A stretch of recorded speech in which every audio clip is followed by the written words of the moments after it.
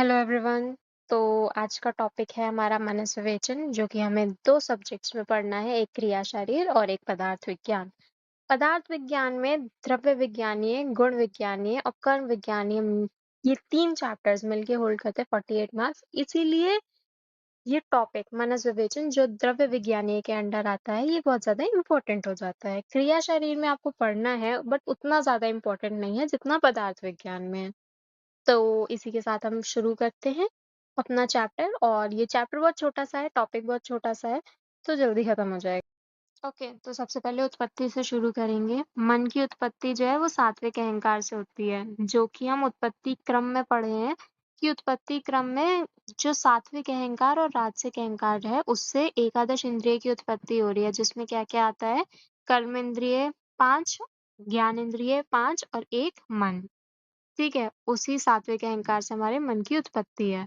उसके बाद निरुक्ति पे आएंगे। निरुक्ति क्या होती है मन की? मन्यते अवबुध्यते ज्ञायते अनेन इति मना। ठीक है, जिसका अर्थ है कि जिसके द्वारा कुछ ज्ञान किया जाए या ज्ञान प्राप्त हो किसी जिस चीज के द्वारा, उसको हम मन कहते हैं। फिर पर्याय अमरकोश के अकॉर्डिंग चित्त, चेत, हृदय और स्वांत हो गया। और चरक के अकॉर्डिंग अति इंद्रिय और चेत। ज्ञान उत्पत्ति क्रम जो है वो सबसे पहले ऑब्वियसली हम अगर कोई चीज एग्जाम्पल लेते हैं आंखों का, हम कोई चीज देखते हैं, ठीक है, तो वो विषय हो गया, ठीक है, वो टॉपिक हो गया जो हमने देखा। फिर उसको ग्रहण किसने किया? हमारी इंद्रियों ने, हमारी आंखों ने। ठीक है, उसके बाद वो हमारे मन में जाता है। ठीक है, मन के बाद जो है वो आत्मा से कनेक्ट होता है। आत्मा को क्या बोला गया है कि वो ज्ञान का अधिकारी है, तो ज्ञान उसको जाके होता है। तो क्या क्या चीजें इन्वॉल्व है कि सबसे पहले हमने देखा, उसको हमने ग्रहण किया, ठीक है, ग्रहण करने के बाद वो मन में गया, मन से आत्मा को ज्ञान की प्राप्ति हो गई।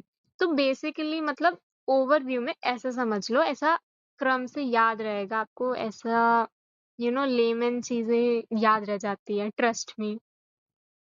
अब इसके बाद हम गर्भ में मन या सत्व की उत्पत्ति पढ़ेंगे, जिसमें शुक्र, शोणित, जीव, मन आदि का जब संयोग होता है हमारे गर्भाशय में, तब गर्भ की उत्पत्ति मानी गई है। और अगर यही मन नहीं होगा, मन का संयोग नहीं होगा, तो गर्भ की उत्पत्ति नहीं होगी। अब गर्भ में मन की उत्पत्ति कब होती है? तो जिन्होंने रचना शारीर में मासानुमासिक पढ़ लिया होगा उन्हें ये चीज ज्यादा समझ में आएगी, but I try to make it easy for others also. तो वहां पे बताया गया है आचार्य सुश्रुत के अनुसार कि चतुर्थ मास में जो है वो स्त्री दो हृदयनी हो जाती है, एक गर्भिणी का खुद का हृदय और एक उसके गर्भ का हृदय। ठीक है, तो यहाँ पे जो हृदय का विकास है ये चीज वहां से कनेक्ट हो गई, प्लस जो हमारा मानसिक व्यापारों का प्रारंभ हो रहा है, तो उसी चतुर्थ मास में ये भी बताया गया है कि स्त्री की जो है इच्छा पूर्ति करनी चाहिए चतुर्थ मास में, जिससे स्वस्थ और दीर्घायु संतान की उत्पत्ति होती है।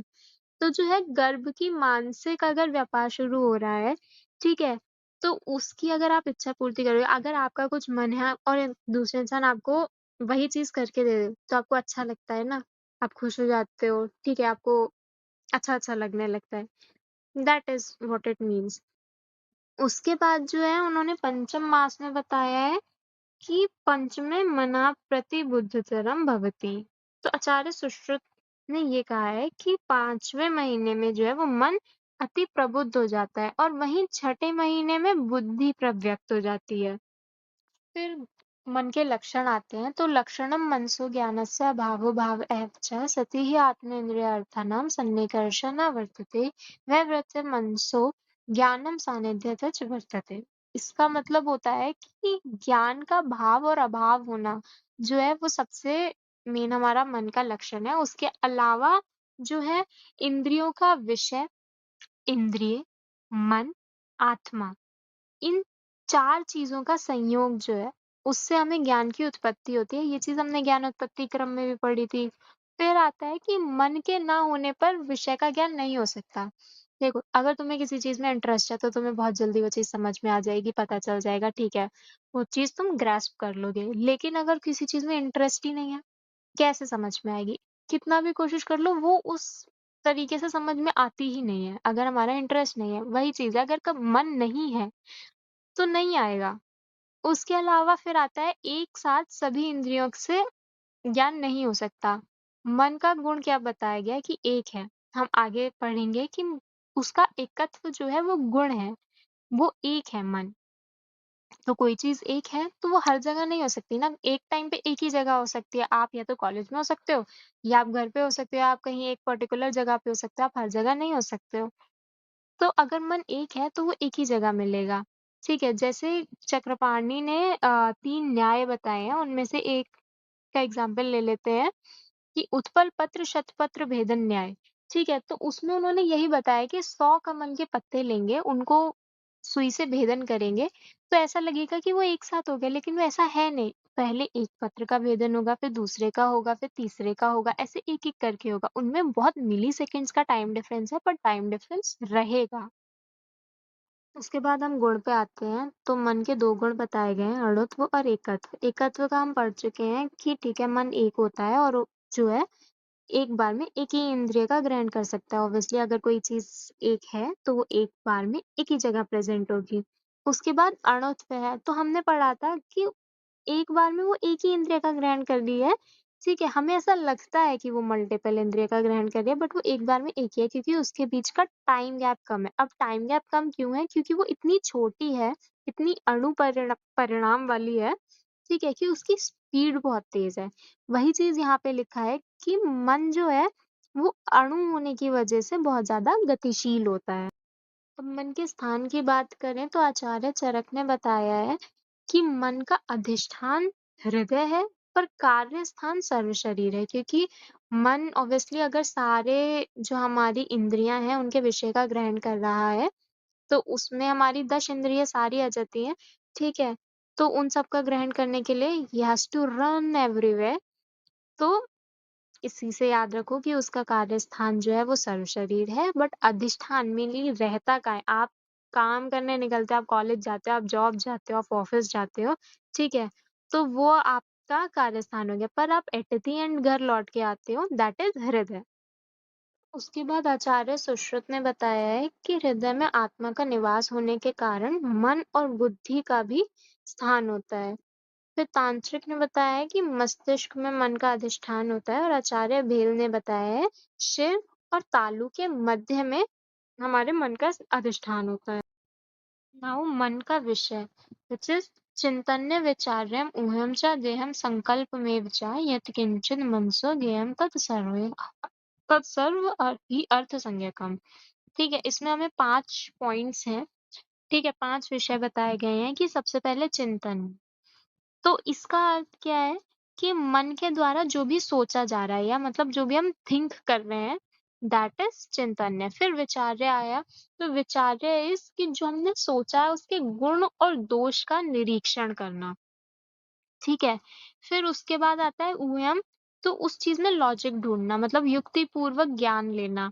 उसके बाद आता है ध्येयम, किसी भी वस्तु पर ध्यान करना, किसी भी एक वस्तु पर ध्यान करना, विच इज मेडिटेशन, ठीक है? फिर संकल्प करना कि जैसे कर्तव्य अकर्तव्य का कल्पना पूर्वक निश्चय करना संकल्प है, ठीक है? तो मतलब यू हैव टू डिसाइड है कि हमें ये काम करना है या नहीं करना है। इसके बाद मन के कर्म आते हैं। इंद्रिय अभिग्रह कर्म मनसा स्वस्य निग्रह ओहो विचारश्चा तत् परम बुद्धि प्रवर्तते।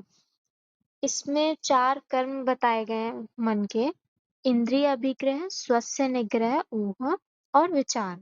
इंद्रिय अभिग्रह का मतलब क्या है कि मन इंद्रियों में अधिष्ठित रहता है, ठीक है? और वहां अधिष्ठित रहकर उनके विषय का ग्रहण करता है। स्वस्य निग्रह मतलब कि उनके विषय का ग्रहण करके उन पर नियंत्रण करता है, उनसे उनका वर्क कराता है। ऊहु मतलब कि उन विषयों के ऊपर हमें युक्तिपूर्वक विचार करवाता है। और फिर विचार मतलब कि जो काम हम पहले कर चुके हैं, उससे जो हमें अनुभव मिला है, तो जब वो काम हम दोबारा करते हैं, तो हम एक बार सोचते हैं ना कि यार पिछली बार हमारे साथ ऐसा हुआ था, तो we have to be careful. वो चीज़ भी हमारा मन करवाता है हमसे। अब इसके बाद ये लास्ट टॉपिक है इस चैप्टर का, मनोवह स्रोतस। तो मानसिक अर्थों को वहन करने वाले 2 प्रकार के स्रोतस होते हैं, संज्ञावह स्रोतस और मनोवह स्रोतस।